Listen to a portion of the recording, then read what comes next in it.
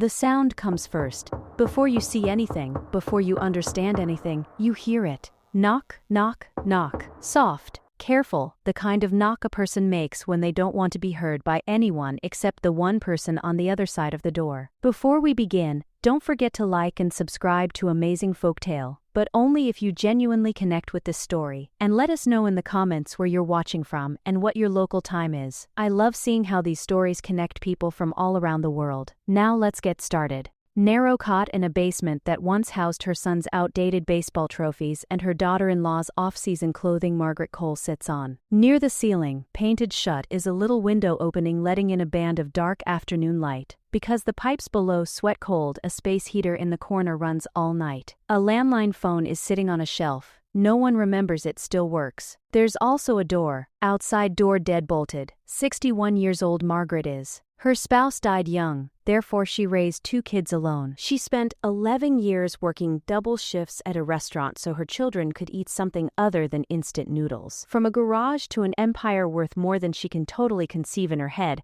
she saw her first son, Daniel, develop a firm. She has never requested him anything, not one time.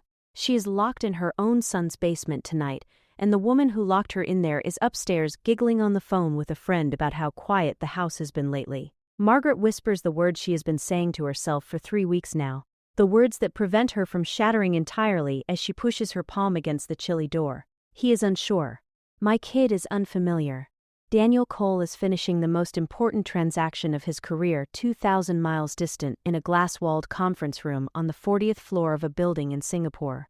Investors are reaching for his hand. Pouring champagne is happening. Someone is already working on the press release. In his pocket, his phone buzzes. A message from his mother. I'm okay. 2 terms. He never inquired whether she was okay. He stares at the screen for precisely 4 seconds. Someone then slaps him on the shoulder, says his name, draws him back into the party, and he slides the phone away without answering. He is unaware 7 stories below where he is partying, his aide is gazing at an odd wire transfer she is unable to describe. He has no notion his disconnected brother has been trying to get their mother for 3 weeks without response. He has no clue that in precisely 11 days he will be yelling his mother's name and ripping a basement door off its hinges with his bare hands. Currently, he only believes his mother sent him an odd message. He is totally unaware of how incorrect that theory would prove to be. From the champagne toast in that boardroom, to the knock off a basement door, a family that from the outside seemed like the embodiment of success, the self-made millionaire, the lovely wife, the mother at last living in luxury after years of hardship, was gently unraveling one little, justifiable choice at a time. No one lied all at once. Nobody resolved in one single spectacular instant to do anything horrible. It unfolded as most actual damage does. Slowly,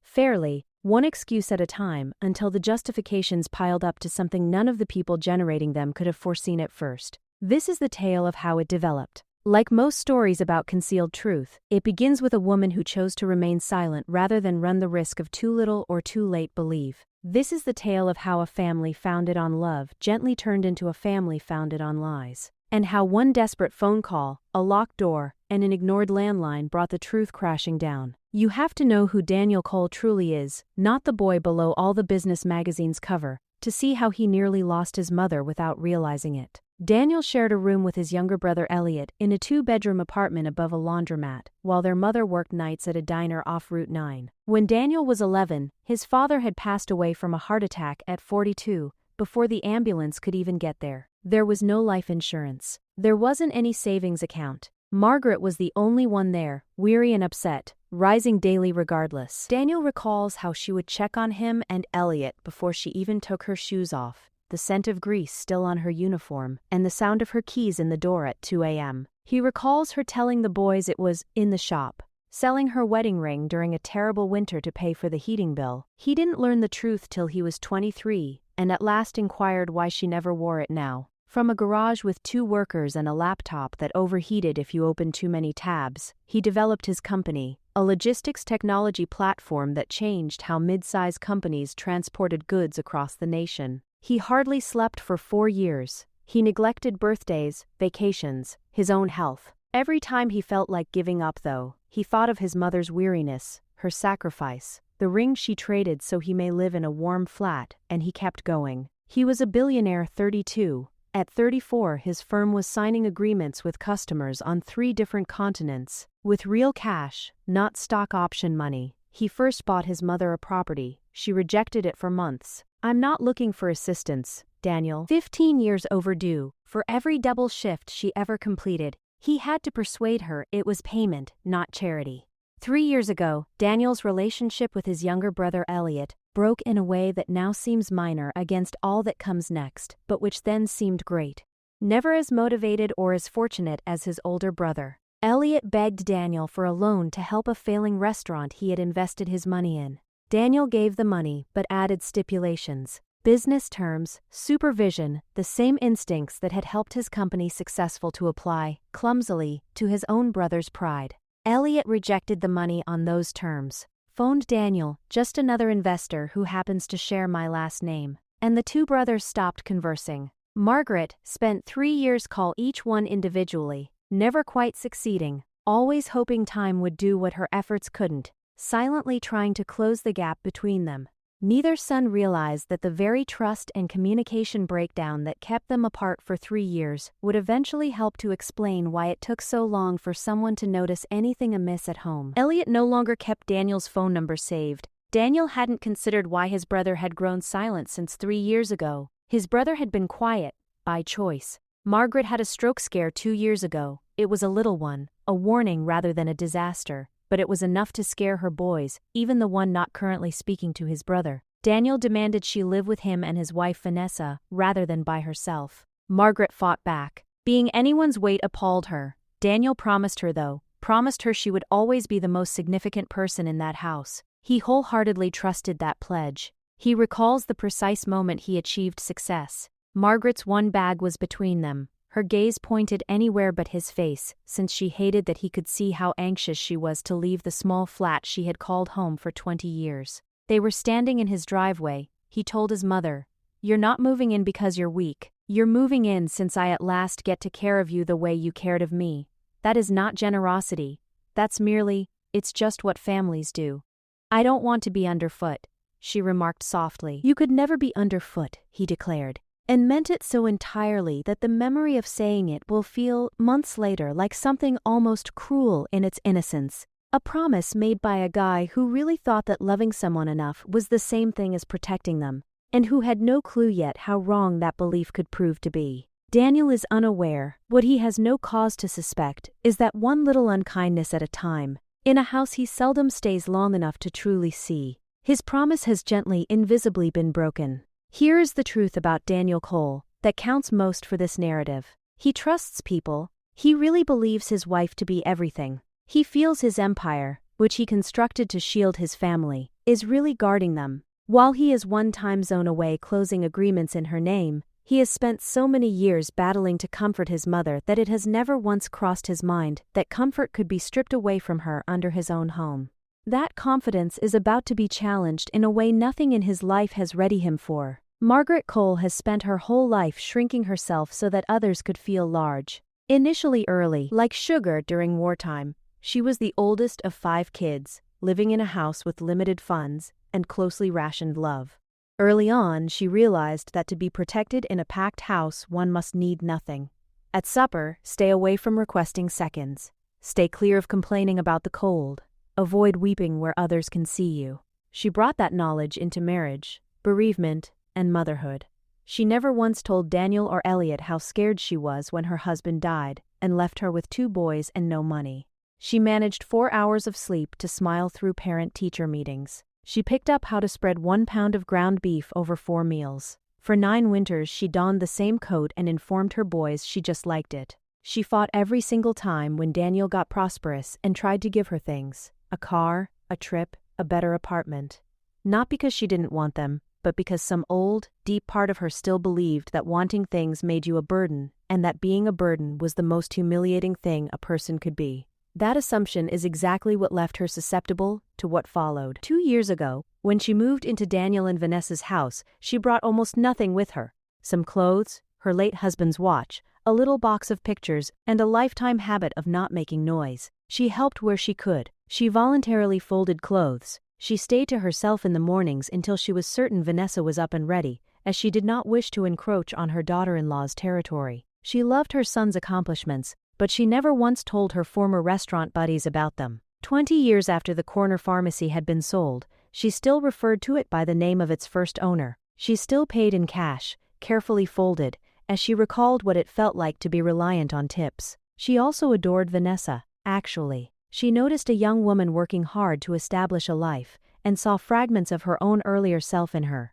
The same anxious energy, the same desire to prove something to someone not in the room to view it. Margaret and Vanessa had an easy, normal rhythm together in the first year Margaret lived in that house. Before any of this started, coffee some mornings before Vanessa left for the store, Margaret would gently and deliberately inquire about the company. So proud of what her daughter-in-law was creating, she never examined the statistics. She never wondered whether everything was going well, since she recalled too vividly how it felt to be asked that inquiry by folks who truly only wanted comfort, not an honest response. She simply listened, nodded, and repeated to Vanessa, "You're stronger than you think you are."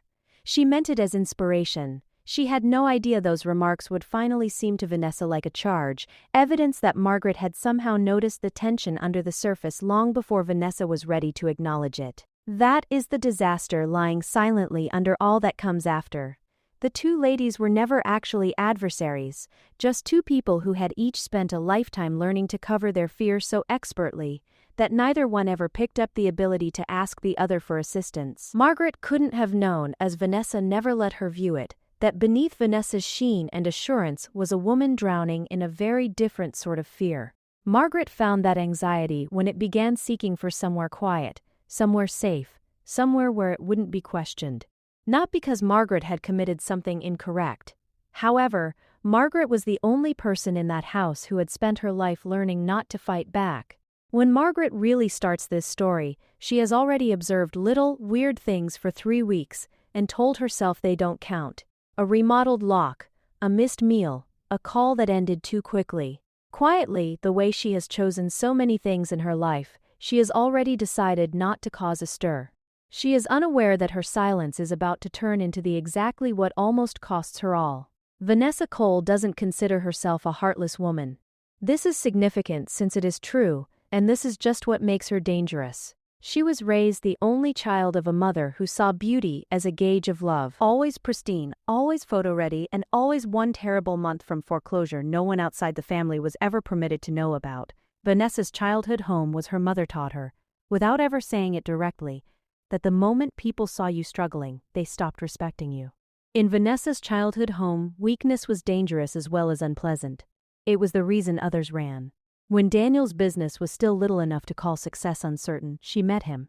She genuinely fell for him, for his drive, his loyalty, the way he spoke about his mother with such respect that Vanessa, hungry for that kind of unconditional love herself, yearned to be included into that same devotion. She was, by all accounts, a loving wife for the first few years of their marriage. Helpful. Give. She flung herself into creating her own identity and started a little clothing line she was really proud of. She yearned, more than anything else, to enter a room as someone who had created something on her own, not only Daniel Cole's wife. The store performed great for 2 years. A few regional fashion blogs included write-ups, a little but devoted clientele, a small but significant profit Vanessa treated like a prize. She rejected Daniel's invitation to invest, declined his invitation to meet contacts who could help her scale, since some part of her needed this one thing, just this one thing, to belong totally to her, untouched by her husband's money, not transferable to his name instead of hers. She also kept that same pride from seeking assistance as things began to go wrong. But the store began going under around a year before this story opens. Slowly first, a poor season, a supply problem, then faster, as financial problems always seem to. She concealed it from Daniel, not because she believed he would be upset.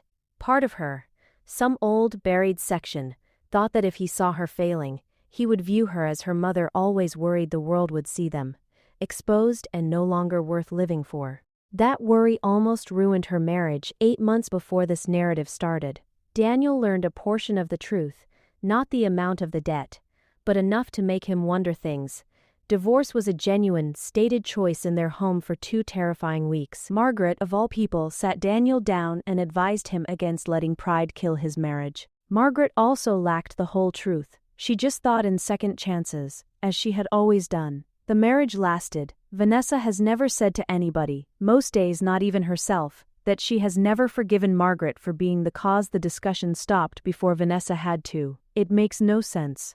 Somewhere under the bitterness, Vanessa is aware that Margaret saved her marriage. Resentment, however, seldom follows reason. It follows shame, and each time Vanessa looks at Margaret, some little hurt part of her sees a woman who saw her at her most vulnerable and exposed. And Vanessa has spent her entire life thinking that those who see you like that finally turn it against you. Thus it starts little. A missed supper attributed to being hectic, a phone call answered half a second too quickly. A lock evolved for safety. From the outside, none of it seems like abuse. Every action taken has a logical cause. Ready, practiced, honest sounding. That is what makes Vanessa so deadly. She is not exactly wicked, but she is drowning, and she has silently chosen that the best way to keep herself buoyant is to ensure no one, particularly not her husband, ever truly examines what is occurring in that house instead of asking for assistance. It begins on a Tuesday, the type of normal Tuesday that is difficult to forget afterward. As usual, Margaret comes down for breakfast at 7, to discover the kitchen already cleaned and put away, not a plate arranged for her. No notes. "Oh, Margaret, I completely forgot to tell you," Vanessa adds as she speeds past with her coffee, not quite meeting her eyes. "For stroke prevention and all, I've been learning about how a smaller breakfast is superior for someone our age. I decided to allow you to sleep in and only grab something little afterwards." Margaret nods since she is doing precisely what she always does.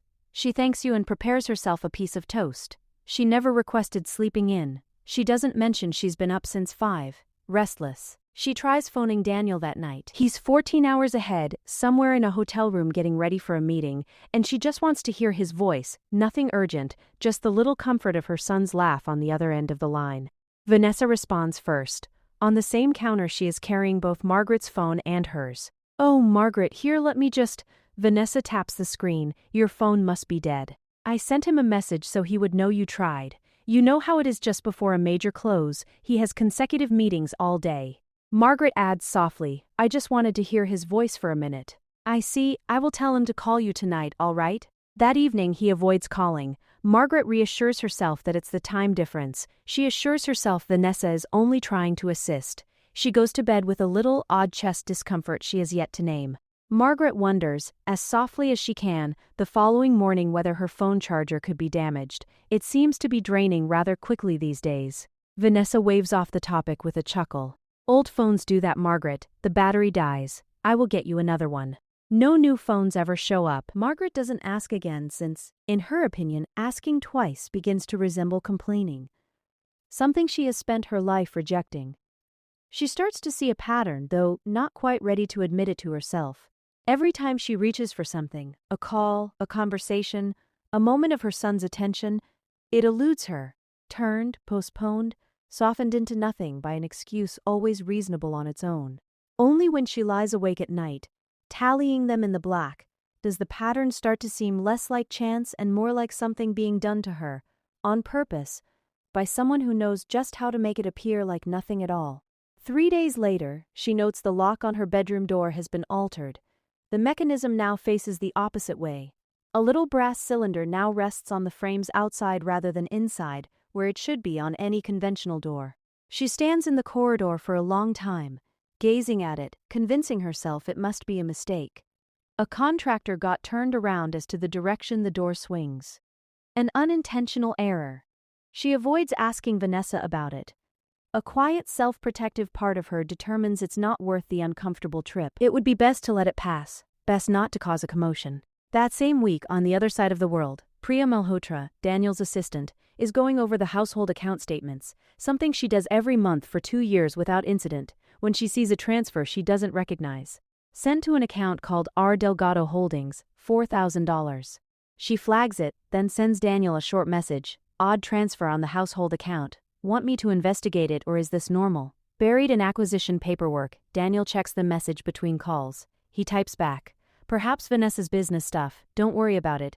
I'll inquire upon arrival." When he is home, he never asks her. There is time not available. The agreement is speeding, and over the next 2 weeks every talk he has with his wife is brief, fatigued, and focused on logistics, flights, time zones, when he will be back. That transfer bears the name of his own housekeeper. He is oblivious of it. He is absolutely unaware of the intended use of that cash. 4,000 miles away, in the home he supports, his mother has just gently chosen not to bring up a changed lock since she does not want to be a load. Two tiny separate threads. Neither one is particularly startling on its own. But threads like these finally find one another. And when they do, the image they create is going to damage Daniel Cole's heart in a manner no missed corporate transaction ever could. Starting next week, Vanessa calls the dividing the family health plan, a name meant to evoke love. Warmly, calmly, like someone doing something kind, she sits Margaret down at the kitchen table with a printed sheet, meal sizes, calorie counts, sodium limits, and explains that she's been learning about diet and stroke recurrence risk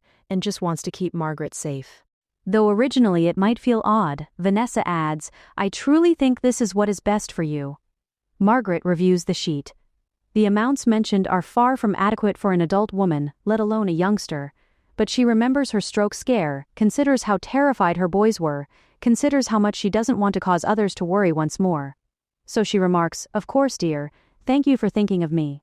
Margaret is hungry more often than she says out loud in days. She loses a little weight, her clothing start to weigh less. She tells herself this is possibly beneficial.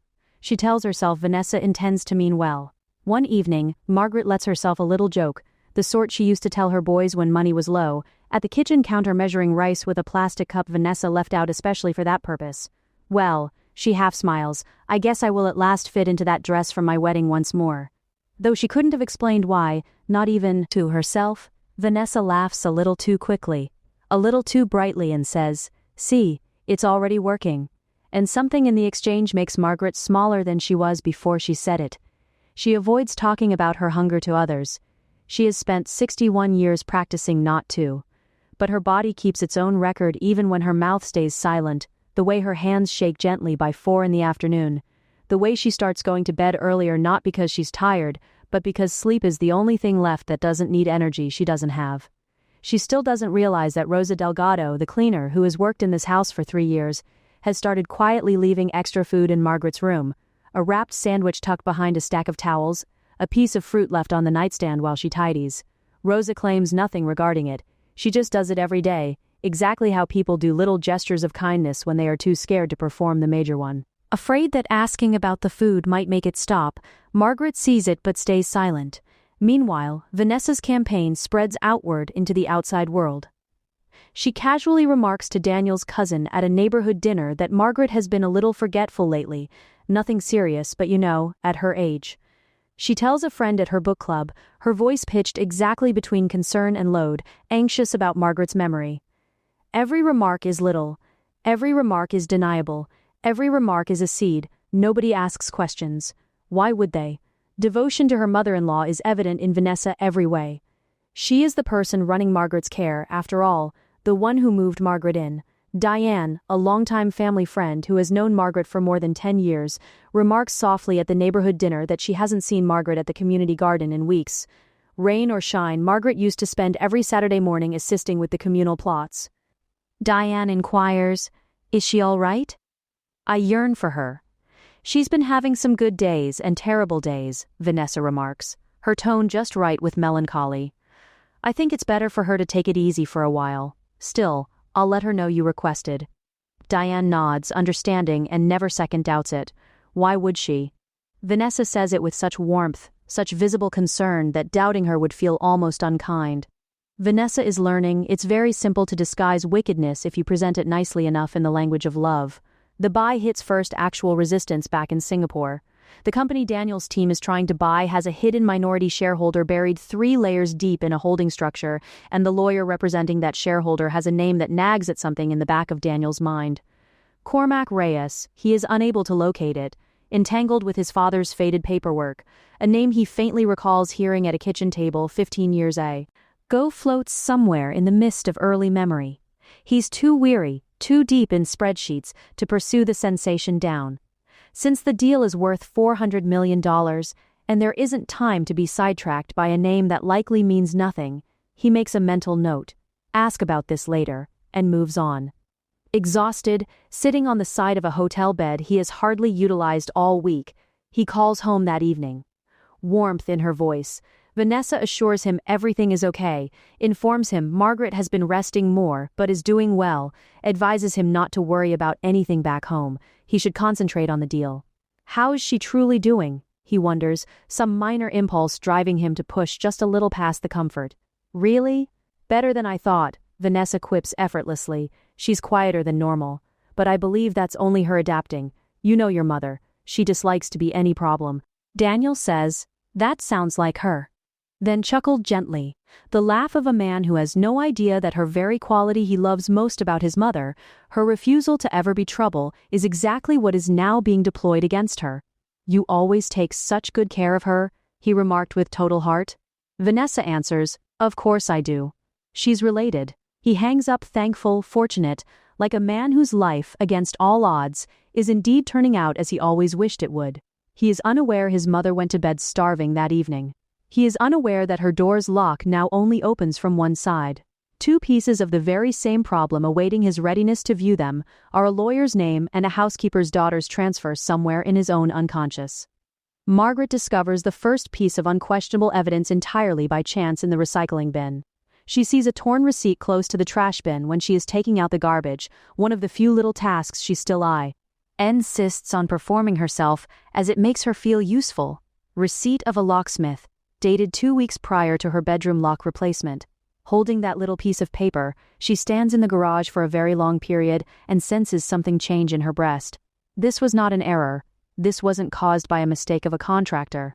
One person organized this. Someone deliberately requested this precisely 2 complete weeks before it occurred. Therefore, someone had been considering closing her door well before she saw the lock had changed. She avoids saying anything to Vanessa. She folds the receipt little and stows it inside the lining of her jewelry box, the same box where she formerly concealed the reality that she had sold her wedding band. It turns out that some patterns never truly go away. That night she sits on the edge of her bed for a long time, turning the small piece of paper over in her hands as if the answer to why might be printed somewhere on the back of it. She considers phoning Daniel and sharing everything. The lock, the meals, the never connection calls. She even grabs her phone and begins writing a message. She then pauses, erases it, and lays the phone face down on the nightstand. Thousands of kilometers away, he is sealing the most important transaction of his life. Over a lock and a locksmith's receipt. What benefit would worrying him serve? What if she errs? What if it really was just some misunderstanding, and she winds up beginning a fight in her son's marriage over nothing? One more time, she reminds herself, waiting is better. It's better to be sure, better not to stir trouble. Over the next few weeks, she will replay the decision several times, not with remorse exactly but rather with the quiet, painful realization of a woman discovering too late that her instinct to save everyone else at her own cost had finally, for the first time in her life, put her in real risk. Priya Malhotra is half a world away and still pondering the odd wire transfer. She isn't the one to dig further. Daniel told her not to worry about it, but something about R. Delgado Holdings keeps bothering her, just as loose threads always do to those who are naturally thorough. She also keeps wondering about a LinkedIn message she got 3 days ago from a guy called Elliot Cole, who asked with clear restraint in his words if she could contact his mother in any way. 3 weeks without a response from her. I just want to know she's all right. I don't want to make this odd. Priya doesn't know who Elliot Cole is.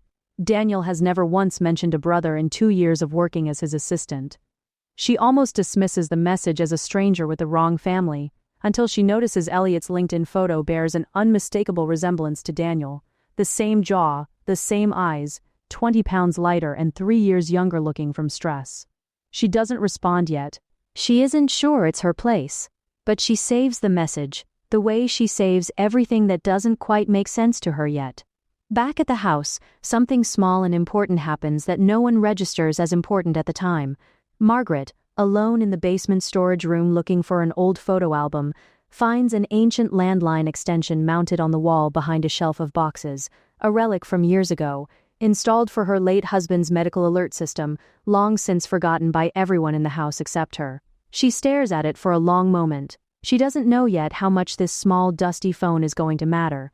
She just quietly notes that it's there, still connected, a small cord running along the baseboard toward a jack no one remembers exists. She says nothing about it to anyone. Some instinct, old, careful, self-protective, tells her to keep this particular piece of information to herself, just in case she ever needs it. That same week, Rosa Delgado is called into Vanessa's home office for what Vanessa frames as a conversation about your role going forward. Rosa doesn't yet know what that conversation is going to cost her. A comfortable severance, an NDA she'll sign with shaking hands, and a guilt she won't be able to outrun no matter how far from that house she goes, 3 separate threads. A receipt hidden in a jewelry box, a message unanswered on LinkedIn, a landline no one remembers, each one small, each one, on its own, meaningless. Together they are the beginning of the end for Vanessa Cole, though nobody in this story knows that yet, least of all her. What the audience doesn't see yet, but will understand fully in time, is what Vanessa's days actually look like behind the calm face she shows the house. Late one night, after Margaret has gone to bed and Daniel is 14 hours away asleep in a hotel room, Vanessa sits alone at the kitchen table with her laptop open to the boutique's AC, counting software, a glass of wine going warm beside her. The numbers on the screen haven't changed no matter how many times she refreshes the page. A lease payment, overdue by 6 weeks. A supplier invoice overdue by 3 months, with a second and now third warning email sitting unread in a folder she created specifically so she wouldn't have to see them in her main inbox. Her phone buzzes. A text from the landlord of the boutique's storefront, Vanessa. I need to hear from you by Friday or I have to start the process. I don't want to do this, but I have my own bills. She stares at the screen for a long time. Then she opens a different tab, the online portal for the small trust fund set up in Margaret's name years ago. The one Margaret herself has never once logged into, the one Vanessa was quietly added to as a secondary signer during the paperwork chaos of Margaret's stroke scare 2 years earlier, back when everyone needed emergency access to everything and no one thought to move it once the crisis passed. She types in the login, her hands are shaking. She tells herself, the way she has told herself every single time before this one, that it's just a bridge. Just until the boutique turns around, just until she can quietly move money back before anyone ever needs to look at that account. She has told herself this so many times over the past 11 months that the lie has started to feel, in the privacy of her own late-night kitchen table, almost like the truth.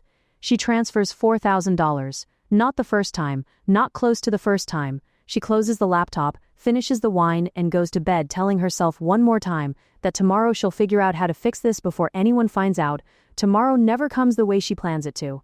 It rarely does, for people caught in this particular kind of quiet, escalating panic, the kind that convinces you, one small decision at a time, that the only way out is further in. Here is the truth that finally comes into focus, the one that recontextualizes everything the audience has watched unfold so far. None of this cruelty is random. 8 months before the events of this story, Daniel and Vanessa's marriage nearly ended. Daniel discovered almost by accident a fraction of what Vanessa had been hiding. A maxed line of credit tied to the boutique, a missed mortgage payment on the store's lease, debts stacking quietly behind a smiling storefront. It wasn't the full picture. It was enough. Enough for 2 of the worst weeks of their marriage, filled with slammed doors and long silences and the word divorce spoken out loud in their kitchen for the first time. It was Margaret, soft-spoken, careful, always trying to keep her family whole, who sat her son down one night and told him gently that everyone hides things when they're afraid, and that the measure of a marriage isn't whether you're ever tempted to leave, it's whether you choose to stay and rebuild anyway. I hid things from your father too, once, she told him that night, her hands wrapped around a cup of tea gone cold. Not because I didn't love him, because I was ashamed, and shame makes people do strange, small, cowardly things. It doesn't mean she doesn't love you, Daniel. It means she's frightened, and frightened people don't always make good choices about who they let see it. Daniel listened to his mother. He chose to stay. The marriage survived. What neither of them knew that night, what neither of them could have known, was that Vanessa was sitting on the other side of the door, close enough to hear every word, and that instead of feeling comforted by Margaret's compassion, she felt something closer to exposure. She stood in that hallway with her back against the wall, listening to her husband's mother describe her fear and her shame out loud to the one person Vanessa most needed to never fully understand her, and something in her chest closed like a fist. Vanessa has never told a single person, not even herself in the quiet of her own thoughts, that she has never fully forgiven Margaret for that conversation. It doesn't make sense. Margaret saved her marriage. But somewhere in Vanessa's chest, in the part of her still shaped by a childhood where weakness meant danger, a different feeling took root. Margaret saw her exposed. Margaret witnessed the version of Vanessa that Vanessa had spent her entire life trying to make sure no one ever saw. And every day since, living under the same roof as the one person who knew how close everything came to falling apart, has felt to Vanessa like living under quiet surveillance. It isn't logical, resentment rarely is, but it is real, and it has been quietly poisoning the water in that house for 8 months, long before the first lock was ever changed. This is the moment the audience understands. This was never really about Margaret being difficult or forgetful or a burden. This was never about health plans or portioned meals or convenient locks. This was about a woman who could not forgive herself for being seen at her lowest, and who found it easier to slowly erase the person who saw her than to face what that moment revealed about her own fear. And underneath even that resentment is something Vanessa herself hasn't fully confronted yet. A debt that has continued to grow, a business still bleeding money, and a very specific, very real fear that if anyone looks too closely at the family finances, they will find something far more damning than an old grudge. The audience doesn't know that fear's full shape yet, but it's there now, humming underneath every scene, every clipped conversation, every reasonable-sounding excuse. Because somewhere in this house, money has been disappearing, and it hasn't been disappearing for 8 months. It's been disappearing for almost a year. The move to the basement happens on a Thursday, and Vanessa makes it sound like the kindest idea in the world. "No stairs to worry about," she says, standing in the doorway of Margaret's room with a stack of folded towels in her arms. "Easier on your knees, and it's quieter down there. You always say you sleep better when it's dark and quiet." Margaret has, in fact, never said that. But she is so tired of arguing, so tired of the small daily negotiations that seem to drain more out of her than actual physical labor ever did, that she simply nods and starts folding her clothes into a bag. The basement guest room is not unkind on its surface. There's a bed, a lamp, a small dresser, but there is also a coldness that seeps up from the concrete floor no matter how high the space heater runs, and there is, Margaret notices on her second night, a new latch fitted to the outside of the small window near the ceiling, the kind of latch you'd install to keep a window from being opened from the inside. She tells herself it's for safety. She tells herself a lot of things these days to make it through each evening. Around this time, Vanessa hosts a small dinner for a few of Daniel's cousins visiting from out of state, the kind of gathering Margaret would normally have helped prepare for, setting the table, insisting on making her own contribution to the meal even though no one ever asked her to. This time, Margaret isn't invited upstairs at all. Vanessa tells the guests, with practiced ease, that Margaret gets overstimulated by big groups now and is resting comfortably downstairs. She said she'd rather not be disturbed. No one questions it. A cousin asks, briefly, if she should go say a quick hello, and Vanessa gently redirects her. "Honestly, I think it's best not to." She gets confused when things change up unexpectedly, and the conversation moves on to easier topics, the way conversations about inconvenient truths so often do when no one in the room has any reason to dig deeper. Margaret, in the basement, hears the muffled sound of laughter and clinking glasses through the floorboards above her, and sits with a loneliness so complete it feels almost physical, a weight pressing against her chest. She thinks about all the family dinners she hosted in her own small apartment years ago, thin as the food sometimes was, and how she always found a way to make every single person at that table feel like the guest of honor. She wonders in the dark whether anyone will ever do that for her again. She develops small rituals to keep her mind steady. Every morning she folds the thin blanket on her cot into a precise square, the way she used to fold hospital corners at the diner during the slow overnight shifts decades ago. She keeps a mental list of every grandchild she hopes to have someday, names she's never spoken out loud to anyone, saved for a future she reminds herself. Every single day is still coming. She hums, sometimes, an old song her own mother used to sing, low enough that no one upstairs would ever hear it, just loud enough to fill the silence of a room with no radio, no television, no clock she can see clearly in the dim light. She does not let herself cry more than once a day. She allows it in the early morning, right after she wakes and before she starts the day's small rituals, 5 minutes, no more, and then she wipes her face, folds the blanket, and begins again. It is, she thinks sometimes, not so different from the discipline of grief she learned after her husband died. You give the sadness its 5 minutes, then you get up anyway because someone somewhere is still counting on you to be strong, even if that someone doesn't yet know you need help. That same week, Daniel closes a smaller side deal in his acquisition, a minor win but a win, and flushed with the kind of joy that makes a person want to hear a familiar voice, he opens a video call and tries to reach his mother, wanting her to be the first person he tells. Vanessa's face fills the screen instead, backlit by the kitchen window, smiling warmly. "Hey, congratulations. I saw the email go around. That's amazing, Daniel. Thank you. Is Mom around? I want to tell her myself. Oh, she's napping right now, sweetheart. She's been so tired lately. I think the stress of the move has worn her out." Then, seamlessly, without missing a beat, Vanessa pivots, her voice dropping into something more vulnerable, more confiding. "Honestly, I've been so overwhelmed managing everything here by myself while you're gone. I don't want to complain. I know the deal is important, but it's a lot, Daniel." Daniel, hearing the exhaustion in his wife's voice, feels a wave of guilt wash over the joy he called with.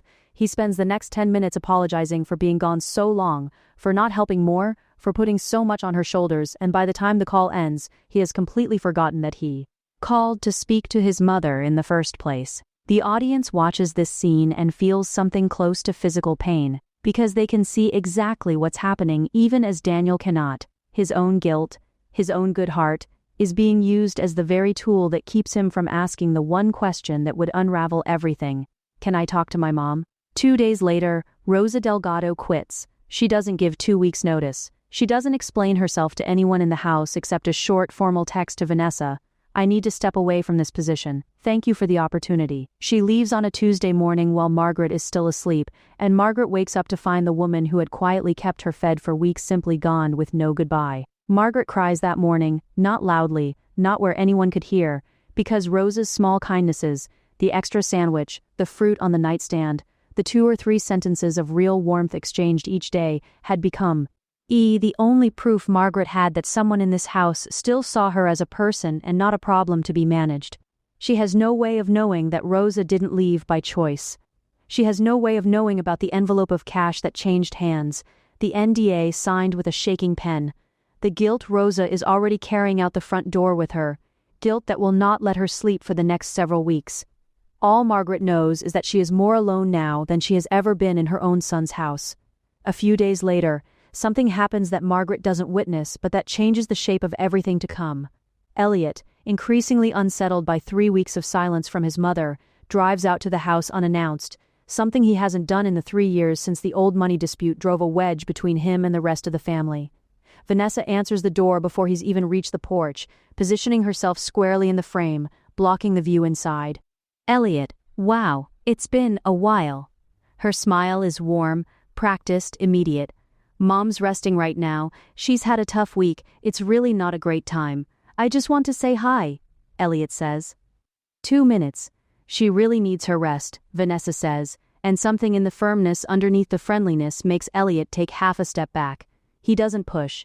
He isn't sure yet that he has the right to push, not after 3 years away, not as the brother who let an old argument keep him from his own mother's life for so long. He leaves without seeing her, but on his way back down the driveway, glancing almost by accident toward the side of the house, he notices something that snags in his memory and won't let go. A small basement window, half hidden behind an overgrown hedge, fitted with a new metal latch on the outside. The kind of latch that has no reasonable purpose except to keep something, or someone, from opening that window from within. He doesn't know what it means yet. But he doesn't forget it either. It sits in the back of his mind for days, small and wrong, layered on top of the 3 weeks of silence that already sent him digging through old contacts for anyone at Daniel's company who might get through to his brother faster than a phone call Daniel keeps declining. The truth about Rosa's departure and the strange wire transfer collide for the first time in Priya Malhotra's careful, methodical mind, though she doesn't fully understand the shape of what she's found until she says it out loud. It happens almost by accident. Priya, still bothered by the unanswered LinkedIn message from Elliot Cole, finally decides to write back, a short, polite reply confirming she works for Daniel and asking, gently, what exactly he's worried about. Elliot's response comes back within minutes, longer than she expects, raw in a way that surprises her. 3 weeks of unanswered calls, a strange formality in the last few conversatio. Nens he did manage to have with his mother, a feeling he can't shake that something in that house isn't right. "I know I'm not close with Daniel right now," Elliot writes. "That's on me, that's a whole separate thing, but she's still my mom. She used to call me every Sunday like clockwork. It's been 3 weeks of silence, and when I finally got her on the phone for 30 seconds, she sounded like she was reading from a script somebody handed her. I drove out there, and Vanessa wouldn't even let me pass the door. I don't know what's going on, and I don't know who else to ask. Priya reads it twice, then calls the number Elliot signed off with, unable to shake the feeling that this can no longer wait for a polite written exchange. "This is going to sound strange," she says when he picks up, "but I work for your brother, and I think you might be right to be worried." Priya reads it twice. Then she does something she knows, technically, oversteps her role. She pulls up the household call. Logs Daniel's accounts team keeps for expense purposes, meant only to track business-related calls, but which happen to log every call on the family line. What she finds stops her cold. In the last 10 days, Margaret has called Daniel's phone 11 times.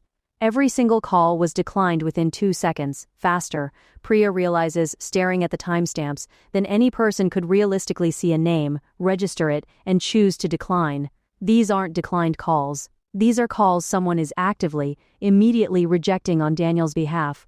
Priya sits very still at her desk for a long moment, feeling the shape of something ugly forming just outside her ability to fully see it yet. She thinks about the wire transfer to R. Delgado Holdings. She thinks about Rose's sudden, unexplained departure. She'd overheard the household manager mention it in passing. She thinks about Elliot's message, about a mother who hasn't been reachable in weeks, about calls declined in 2 seconds. Flat. She does not yet have proof of anything specific, but she has enough loose threads pulling in the same direction that her instincts, the same instincts that have made her indispensable to Daniel for 2 years, are screaming at her that something is deeply wrong. She almost interrupts him immediately. She stops herself, because the deal is at its most fragile point, because she doesn't want to be the assistant who created a panic over what might turn out to be nothing, because some old professional caution tells her to gather more before she speaks. So instead, she does one more thing. She quietly pulls the trust account records Daniel's family lawyer set up years ago, a smaller secondary trust in Margaret's name that Priya has only ever seen mentioned once in an old file, something Daniel himself may not even remember exists. What she finds makes her hands go cold on the keyboard. Over the last 11 months, nearly $180,000 has been withdrawn from that trust. Every withdrawal signed M. Cole. Every withdrawal timed curiously, around the same weeks that Vanessa's boutique missed lease payments, information Priya only knows because she processes some of the household's linked expense reports. Margaret has been locked out of internet banking for months, a detail buried in an old customer service email chain Priya finds while searching. Margaret did not make these withdrawals. Priya sits back in her chair, the pieces finally horribly arranging themselves into a picture. A wire transfer to a housekeeper who abruptly quit. A mother whose calls are being declined in 2 seconds. A trust fund drained under a signature that can't be hers. There is one more thread she almost misses. Scrolling back through Daniel's own notes from the acquisition deal, she finds the name he flagged days earlier and never followed up on, Cormac Reyes. Shareholders Council, check this, feels familiar. Priya runs the name against the family's old estate files out of pure instinct, and finds that Cormac Reyes was, 15 years ago, a junior associate at the firm that handled the estate of Daniel's late father. It's a strange, thin coincidence, probably nothing, she tells herself. An old associate turning up on an unrelated deal is hardly proof of anything. But added to everything else, it leaves her with the unshakable sense that this family's past and present are folding in on each other in ways none of them can see yet. She sets it aside. It isn't the fire. The fire is the trust fund, and the 11 declined calls, and a mother who hasn't been seen outside her own house in over a month.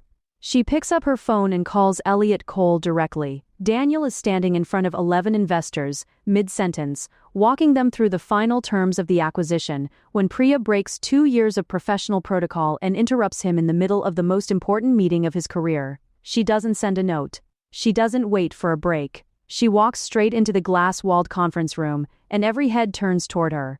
"Daniel," she says, and something in her voice makes the room go quiet before she even finishes the sentence. "Your brother says your mom hasn't been seen outside the house in over a month." For one terrible second, Daniel laughs. A short, confused, social laugh, the kind you make when your brain hasn't caught up to what it just heard. A few investors chuckle politely, unsure what's happening. Then he goes cold. "What did you just say?" Priya doesn't repeat it softer this time. She says it again, exactly the same, because she needs him to understand this isn't a mistake or a joke. "Elliot, your brother. He's been trying to reach your mother for 3 weeks. He called me because he couldn't reach you. Daniel, I found something in the trust accounts. I need 5 minutes.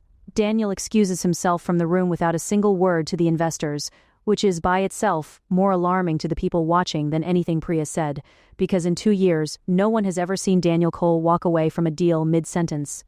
In the hallway, Priya lays it out fast, precisely, the way she does everything, the 11 declined calls, each one rejected in under 2 seconds. The wire transfer to Rosa Delgado, their housekeeper, right around the time she quit without notice. The secondary trust fund, drained by nearly $180,000 over 11 months, every withdrawal signed with his mother's name. Despite the fact that his mother has been locked out of her own online banking for months. Through the glass wall behind him, Daniel can see the investors watching, some of them starting to whisper to each other, sensing that whatever just happened is not a small thing. He doesn't care. For the first time in 4 years of building this company, the deal on the other side of that glass feels like it's happening to someone else in some other life, a life that used to matter to him an hour ago. That's not possible, he hears himself say, though even as he says it, some part of him already knows it's true. Knows it the way you know a diagnosis before the doctor finishes the sentence, in the sick, sinking certainty of your own body. Vanessa manages the household account. She wouldn't. He stops. He thinks of the guilt he felt 3 weeks ago, apologizing to his wife for not helping enough, while his mother sat mute on the other end of a call he never got to make.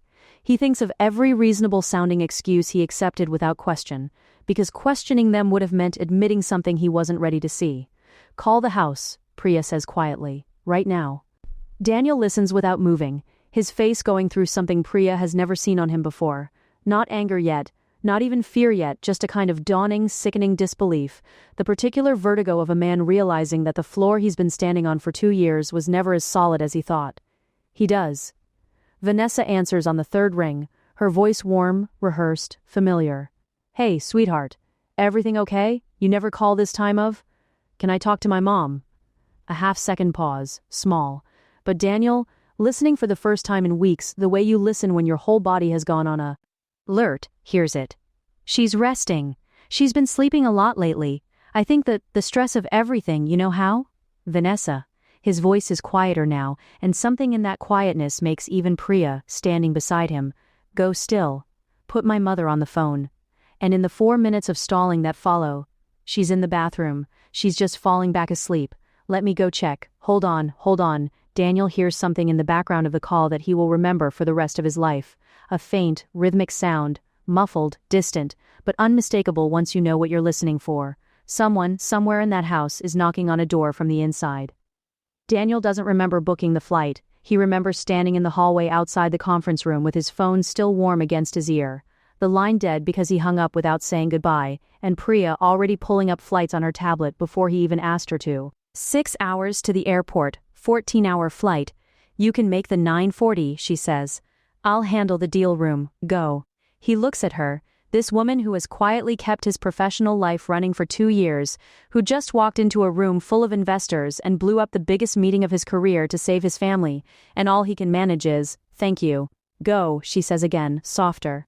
Back in the deal room, Priya spends the next hour fielding confused questions from investors and lawyers, calmly explaining that a family emergency has called Daniel away and that she'll be coordinating next steps on his behalf. She doesn't tell them what the emergency is. It isn't their business, and some protective instinct in her, 2 years of loyalty condensed into a single afternoon, makes her fiercely unwilling to let Daniel's private heartbreak become boardroom gossip. Later, alone in the empty conference room, after the last investor has left, she allows herself a moment to sit down and simply breathe. She thinks about the 11 declined calls, about a woman locked out of her own bank account, about a housekeeper who vanished without a goodbye. She thinks about how close all of it came to staying buried forever, hidden behind reasonable-sounding excuses that would have kept working exactly as long as no one asked the right question at the right time. It unsettles her, how easily it could have gone unnoticed. It makes her, for reasons she doesn't fully examine that night, call her own mother on the drive home, just to hear her voice. Behind him, in the conference room, 11 investors sit in stunned, murmuring silence, watching through the glass as the CEO who was, 90 seconds ago, shaking their hands over a champagne toast, sprints down the hallway without so much as a glance back. One of the older investors, a man who has sat through more boardroom crises than he can count, simply says, whatever that was, it wasn't about us, and starts quietly gathering his tea. Hings, already sensing that the deal, for tonight at least, is over. He doesn't go back into the conference room, he doesn't call the investors. For the first time in his career, the deal is not the most important thing happening in his life, and some part of him underneath the terror is grateful to finally remember that. On the plane, somewhere over the ocean, unable to sleep, unable to do anything but stare at the seat back in front of him, Daniel replays every phone call from the last 3 weeks. She's fine, she's just resting a lot. She's napping. I've been so overwhelmed managing everything here by myself. He hears his own voice, apologizing to his wife instead of asking to speak to his mother. He hears himself thanking her for taking care of Margaret so well. He thinks about the 2-word text. I'm fine. He never asked if she was fine. He thinks about the years he spent building a company to give his mother a life free of struggle, and how, somewhere in the process, he let the very success meant to protect her become the reason he was never in the room to see what she actually needed. He built her a house so she'd never have to worry about money again, and somehow, without ever meaning to, he let her end up locked in the basement of it. The irony of that is almost too much to sit with, and for a long stretch of the flight, somewhere over open water with the cabin lights dimmed and the other passengers asleep, Daniel Cole, a man worth more money than he can fully count, puts his head in his hands and cries the way he hasn't cried since he was 11 years old, standing at his father's funeral, watching his mother hold 2 boys' hands and refuse to let either of them see her break. He doesn't know it yet, but 14 hours behind him, in the basement of his own house, his mother is about to make the bravest decision of the entire story.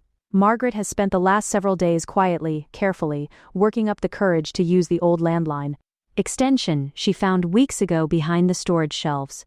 She has told herself over and over that it's probably disconnected, that using it will accomplish nothing, that she'll only make things worse if Vanessa finds out. But tonight, alone in the cold basement, hungry, exhausted, and more afraid than she has let herself admit even to herself, she picks up the receiver with trembling hands. There is a dial tone. She dials the only number she still remembers by heart that isn't Daniel's, a number she hasn't called in 3 years out of pride, out of an old family wound she never fully understood the shape of. Elliot answers on the second ring, his voice cautious, unfamiliar with the number. Mom? His voice cracks on the single syllable. Mom, is that you? And Margaret Cole, 61 years old, a woman who has spent her entire life making herself small so no one would ever have to carry her weight, finally lets herself cry, not from fear but from the overwhelming orienting relief of being heard. I'm not confused, she says, her voice shaking. I'm not sick. I'm locked in, Elliot. I need you to believe me. I believe you, he says instantly, already grabbing his keys. I never believed the other story anyway. I'm coming right now. Stay on the phone with me. Vanessa discovers the old landline has been used less than 20 minutes after Margaret hangs up, and the discovery breaks something loose in her that has been holding on by threads for weeks. She's downstairs checking on the basement, a habit now, a nightly ritual of confirming the door is secure, when she notices the light on the ancient wall-mounted phone blinking with a recently dialed call, still logged in its small digital display. Her stomach drops. She stares at the number on the screen, a number she doesn't recognize, and something in her, some last remaining thread of denial, finally snaps. This is no longer deniable. This is no longer temporary. Someone else knows. She doesn't scream. She doesn't confront Margaret through the door. What she does is quieter and, in its own way, far more damning. She goes to the basement junction box, finds the phone line, and yanks it out with both hands until the cord tears free of the wall. Then she stands outside the basement door for a long moment, breathing hard, and does something she has never done before in the 11 weeks since this began. She retrieves an actual deadbolt, hardware store, purchased weeks ago and never installed, kept just in case, a phrase she has been telling herself without ever letting herself finish the thought, and with shaking hands, she installs it onto the basement door frame. There is no reasonable excuse for a deadbolt. There is no family health plan that explains it. There is no story about comfort or convenience that makes sense of a physical lock, installed from the outside, on a door with a person behind it. Vanessa knows this. As she turns the bolt into place, some part of her, the part that grew up in a spotless house built on a foundation of hidden fear, understands with total clarity that she has just crossed a line she cannot walk back from. She tells herself it's temporary. She tells herself it's just until the deal closes, just until she figures out what to do, just until things calm down. She has been telling herself just until for weeks. Tonight is the first night she doesn't fully believe it. On the other side of that door, Margaret hears the unmistakable heavy click of a deadbolt sliding into place, a sound entirely different from the small brass lock that started all of this. She sits very still on the edge of her cot, and for the first time in 3 weeks, she isn't frightened. She's certain now. Certain that her son is coming. Certain that her instinct to keep that landline a secret, to save it, to not waste it, was the right one. Certain that somewhere out there, her family, the family she spent her whole life sacrificing to build, is finally about to come find her. She doesn't yet know that Daniel is already 30,000 feet in the air, flying toward her as fast as any plane can carry him. She doesn't know Elliot is already speeding toward the house, his mother's frightened voice still echoing in his ears. She doesn't know that Priya, back in the empty conference room, is printing trust fund documents with hands that won't quite stop shaking, preparing to hand her boss the second half of a truth that's about to break his heart in an entirely different way. She pulls the thin blanket up around her shoulders and looks up at the small painted-shut window near the ceiling, watching the last gray light of evening fade into full dark. She thinks about her husband, gone 18 years now, and wonders what he would say if he could see her here. She thinks he would not be angry at Vanessa. He was never a man who held on to anger easily, but she thinks he would be heartbroken. The particular heartbreak of a father who spent his whole life trying to build his family a safer world than the one he grew up in, only to watch a small piece of that safety crumble in a basement neither of them ever could have imagined. She thinks too about Daniel as a boy, 7 years old, climbing into her bed during a thunderstorm and telling her, with total childhood conviction, "When I grow up, I'm going to build you a house so big nothing bad can ever happen to you in it." She remembers laughing, telling him that wasn't how the world worked, that no house could do that. She wonders, sitting in the dark now, whether some small, unspoken part of him has spent the last 15 years trying to prove her wrong. All Margaret knows, sitting in the dark with a deadbolt now locked between her and the rest of the world, is that after 3 weeks of silence, someone is finally coming. Elliot arrives at the house first. He pulls into the driveway too fast, gravel spitting under his tires, and is at the front door before he's even fully parked. Vanessa opens it before he can knock, and for a fraction of a second, Elliot watches her face perform a transformation he will describe to Daniel later as flipping a switch, from panic to a practiced, warm concern, faster than should be humanly possible. "Elliot, oh my gosh, it's been so long, is everything, where's my mother?" Vanessa's smile doesn't fully leave her face even now. She's resting, she's had a rough few days, honestly her memory has been. I heard her voice an hour ago.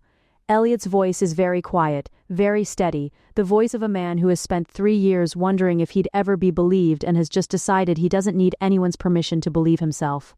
She wasn't confused, she told me she's locked in. "So you're going to open whatever door you have her behind right now." For the first time in this entire story, Vanessa is caught, not suspected, not questioned gently, but caught in real time by someone who already knows the truth before she opens her mouth to lie about it. The story about peace and quiet, about memory problems, about resting, the story that has worked on neighbors, on cousins, on a husband 14 hours away, does not work on a man who just heard his mother crying with relief on the other end of a phone line. "You have 30 seconds to open that door," Elliot says, "or I call the police myself and let them figure out the rest." "Elliot, please, just let me explain, it's complicated, it's not what you. My mother told me she's locked in a basement," he says, and his voice for the first time since he arrived rises. "There is no version of complicated that makes that okay. Move." Vanessa's composure cracks for the first time. "It's not what it," she starts, and then stops. Because there is no honest way to finish that sentence, she steps aside.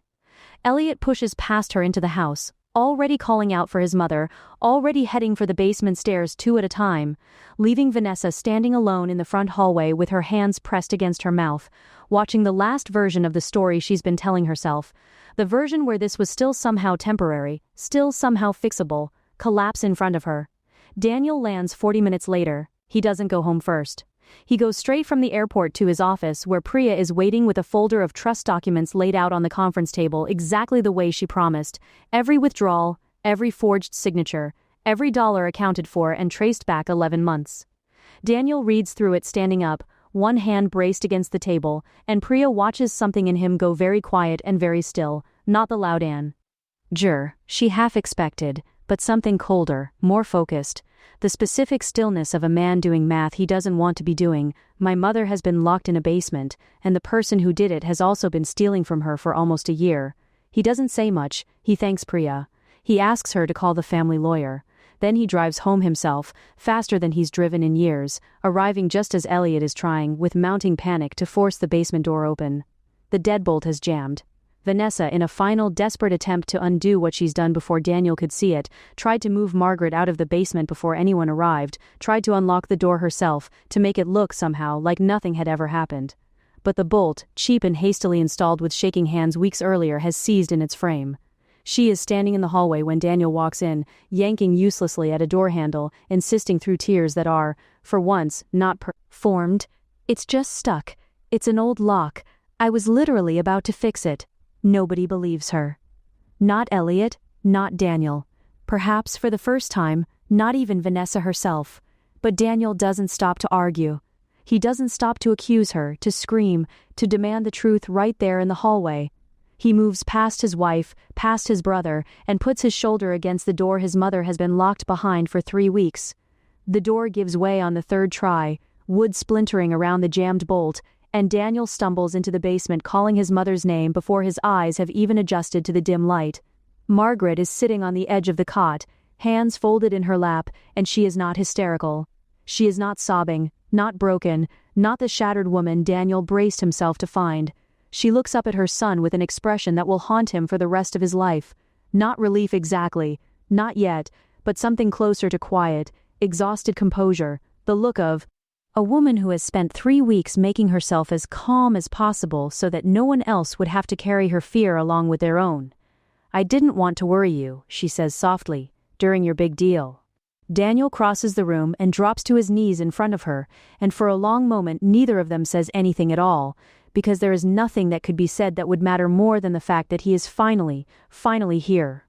When he can speak again, he turns, not with rage, though rage is somewhere in him, buried under something heavier, and finds Vanessa standing in the doorway, Elliot beside her, both of them silent. "How long?" Daniel asks. Just that. 2 words, quiet, devastating in their simplicity. Vanessa doesn't try to lie anymore. There's nothing left to protect. She sinks down onto the bottom stair and the confession comes out of her in pieces, disorganized, raw. "It wasn't one decision," she says. "That's the thing nobody understands. It was 100 small ones.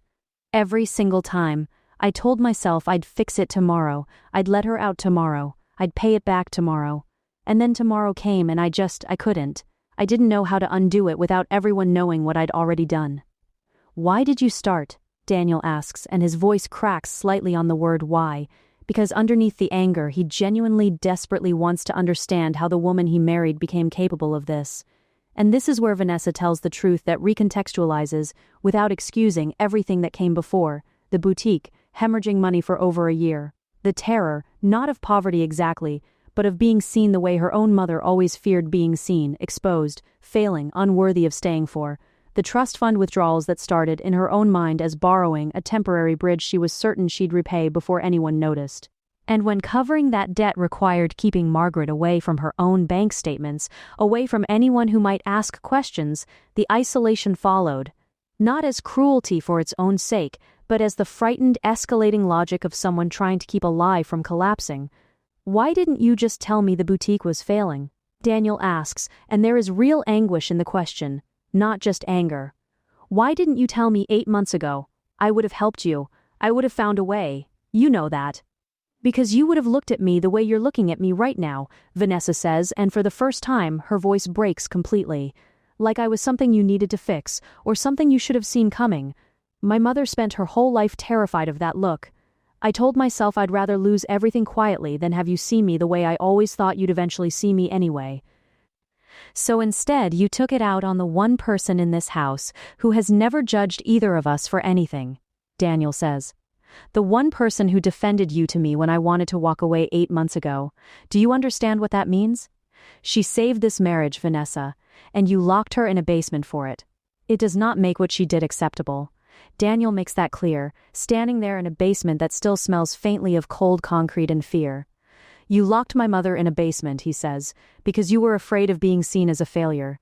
Do you understand what you actually did? Do you understand that she thought about you every single day in here and never once said a word against you to me because she didn't want to cause a problem? Vanessa has no answer for that. There isn't one. You have 24 hours to pack and leave, Daniel says, and his voice, though quiet, does not waver. The trust fund theft will go through the family lawyer, not the press. Not because you deserve protection, but because I refuse to let your worst mistake become my mother's public humiliation too. This is over. 3 days later, in a quiet conference room, far smaller and far less celebratory than the one Daniel walked out of in Singapore, the family lawyer lays out the terms of the divorce and the restitution agreement in plain, unhurried language. Vanessa signs everything without argument. She has no fight left in her, and some small, honest part of her recognizes that Daniel's approach, private, exact, unpunitive beyond what the law requires, is far more mercy than she expected, and possibly more than she believes she deserves. You could have destroyed me, she tells him quietly, before she leaves the room for the last time. Publicly, I mean, you had every right to. I thought about it, Daniel says honestly, but my mother spent her whole life trying to protect this family's dignity, even when it cost her everything. I'm not going to be the one who throws that away out of spite. That's not karma. That's just cruelty wearing a different name. In the weeks that follow, the true shape of what happened comes fully into the light. Priya, unwilling to let one more piece of the truth stay buried, tracks down Rosa Delgado, finds her working a new job across town, still carrying 3 weeks of guilt she hasn't been able to outrun. Rosa doesn't need to be convinced. The moment Priya explains what happened after she left, Rosa breaks down and asks only one thing: how can she help make it right? She comes forward voluntarily. The NDA Vanessa paid her to sign is voided by the family lawyer, and Rosa's testimony, the meals she smuggled, the portioning she witnessed, the timeline she can confirm in precise, damning detail, becomes the final piece that protects Margaret's legal standing and closes the last open question in the story. This wasn't confusion or misunderstanding or a family exaggerating an old woman's complaints. It was real, it was documented, and it was witnessed. When Rosa finally sees Margaret again weeks later, at Daniel's request, she can barely get through the doorway before she starts apologizing. I should have said something. I should have called someone. I told myself the food was enough, that if I just kept feeding you, kept you from being completely alone, it would be okay. And it wasn't okay, and I'm so sorry. Margaret stops her with both hands, the way she used to stop her own sons from spiraling into apologies bigger than the moment required. You were the only person in that house who saw me, she says. Every single day, you saw me. Do you understand what that meant? I want you to stop apologizing and let me say thank you instead. Rosa cries harder at the thank you than she ever did carrying the guilt. Elliot, who spent 3 years estranged from his family over an old small money dispute that suddenly feels impossibly petty next to everything that just happened, doesn't wait to be invited back in. He simply stays. He drives Margaret to her doctor's appointments. He sits with Daniel late into the night, going through what's left of the trust paperwork. The crisis that nearly broke this family completely ends up doing something none of them expected. It finally, fully heals a rift none of them had known how to close on their own. One night, sitting across from each other at Daniel's kitchen table with a stack of legal documents between them, Elliot finally says the thing neither of them has said in 3 years. I'm sorry about the restaurant thing. I know that's ancient history compared to all this, but it's been sitting in my chest for 3 years and I don't want it sitting there anymore. I should have just given you the money without conditions, Daniel says. I was so used to negotiating everything that I forgot how to just be your brother for 5 minutes. I'm sorry too. We almost lost her because we were both too stubborn to pick up a phone, Elliot says quietly. I keep thinking about that. If I hadn't finally driven out there. If Mom hadn't remembered that old landline. It's terrifying how close it was. I think about that every day, Daniel admits. I'm not going to let this family go quiet again. Not with you. Not with her. Not ever. They don't hug.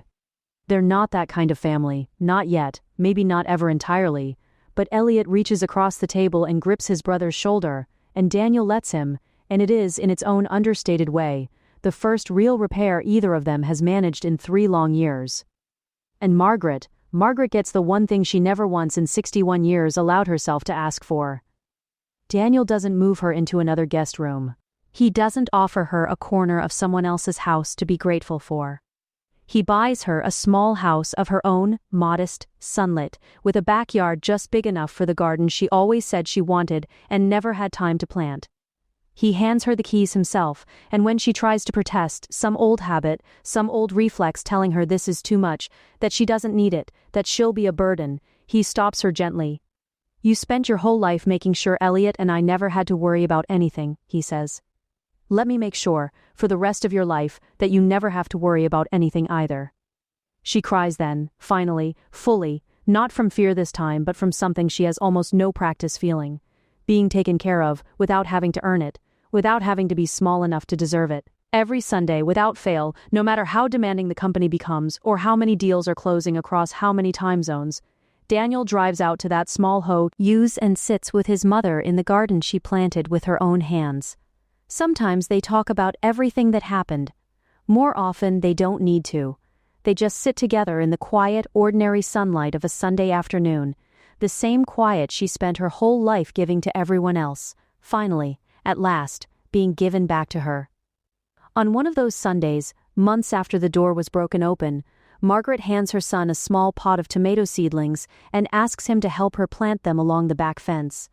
He kneels in the dirt in a $2,000 shirt without a second thought, digging small holes with his bare hands the way he used to as a boy, back when a garden was something you grew because you needed the food, not because you loved the growing. You know, Margaret says, patting soil around a seedling, not looking up. I used to think being strong meant never needing anyone. I spent so many years proving I didn't need help that I almost didn't let myself be found. Daniel sits back on his heels and looks at his mother, really looks at her, the way he wishes he had looked at her every single day of the last 2 years instead of just this one. You don't have to prove that to me, he says. Not ever again. She smiles, and for the first time in longer than either of them can remember, it isn't a smile built to reassure someone else. It's just a smile, small and real, belonging entirely to her.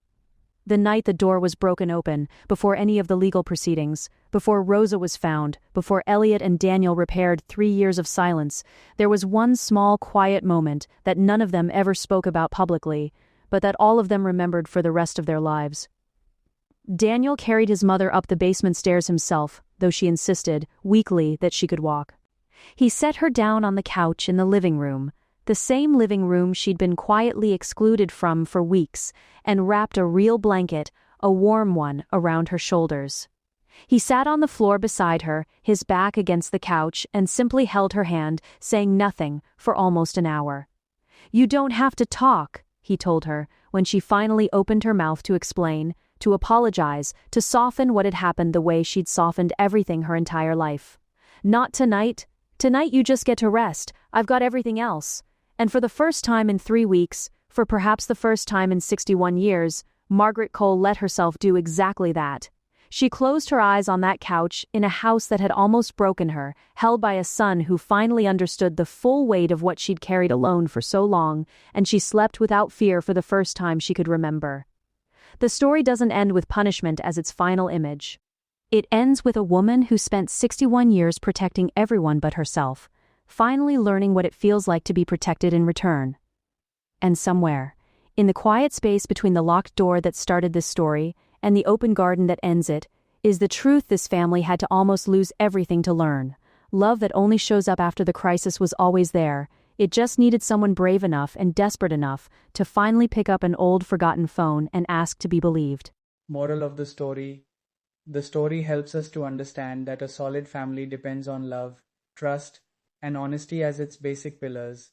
A person should never forget the people who gave up everything for them, regardless of their level of wealth or success. Though Daniel loved his mother very much, he neglected to speak with her often and blindly trusted other people. Thus he did not realize she was suffering. Margaret's tendency to remain silent and cover her suffering also let the abuse go on far too long. The narrative also illustrates how pride, anxiety, and lying can gradually cause people to behave badly. Vanessa decided on lies and deception instead of asking for assistance, which greatly injured someone who had always treated her with respect. She did not start off as a cruel person.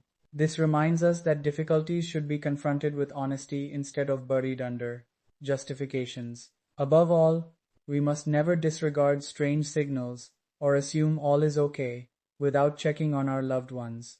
One easy talk, one kind inquiry, or the guts to speak up can help to avert catastrophe. True power comes from empathy, honesty, and guarding people who once guarded us.